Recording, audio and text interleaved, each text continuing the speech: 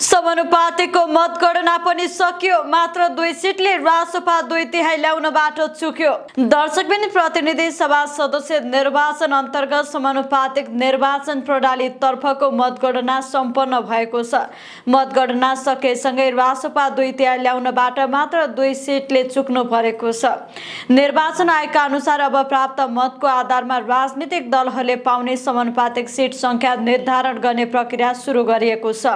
आयोगले सबै विवरण सङ्कलन भएपछि केही दिनभित्रै सिट बाँडफाँडको अन्तिम परिणाम सार्वजनिक गर्ने जनाएको छ। मत परिणामको तथ्याङ्क अनुसार समानुपातिक तर्फ कुल 1,07,77,578 मतगणना भएको हो।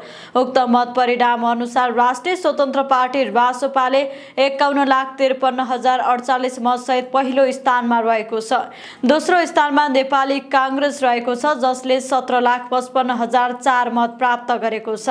त्यसपछि नेकपा एमाले 14,52,277 मत पाएको छ। त्यसैगरी नेपाली कम्युनिस्ट पार्टीले 8,09,467 मत प्राप्त गरेको छ भने श्रम संस्कृति पार्टीले 3,85,694 मत र राष्ट्रिय प्रजातन्त्र पार्टीले 3,30,148 मत प्राप्त गरेका छन्। अन्य राजनीतिक दलहरू भने समानुपातिक प्रणालीमा आवश्यक थ्रेसहोल्ड कटाउने अवस्थामा देखिएका छैनन्। प्राप्त मतको आधारमा सिट बाँडफाँड गर्दा 6 वटा राजनीतिक दलले समानुपातिक सिट पाउने निश्चित भएको आयोगले जनाएको छ। ती सबै दलहरूले प्रत्यक्ष निर्वाचन प्रणालीबाट पनि कम्तीमा 1 सिट जितिसकेकाले उनीहरूले राष्ट्रिय दलको मान्यता पाउने सम्भावना रहेको बताइएको छ। प्रारम्भिक गणना अनुसार समानुपातिक तर्फ रासपाले करिब 57 सिट प्राप्त गर्ने देखिएको छ। त्यस्तै नेपाली काङ्ग्रेसले 20 सिट, एमाले 16 सिट, नेकपाले 9 सिट, श्रम संस्कृति पार्टीले 4 सिट र राष्ट्रिय प्रजातन्त्र पार्टीले 4 सिट प्राप्त गर्ने अनुमान गरिएको छ।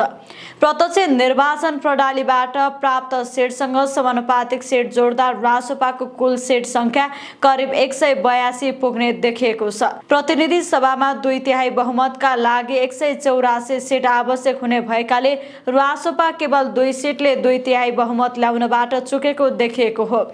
यस निर्वाचनले नयाँ राजनीतिक शक्तिको प्रभाव स्पष्ट रूपमा देखिएको छ। रासपाले प्रत्यक्ष र समानुपातिक दुवै प्रणालीमा उल्लेखनीय मत प्राप्त गरेपछि अब सरकार गठन र भावी राजनीतिक समीकरण कस्तो बन्ने भन्ने विषयमा चासो झन बढेको छ।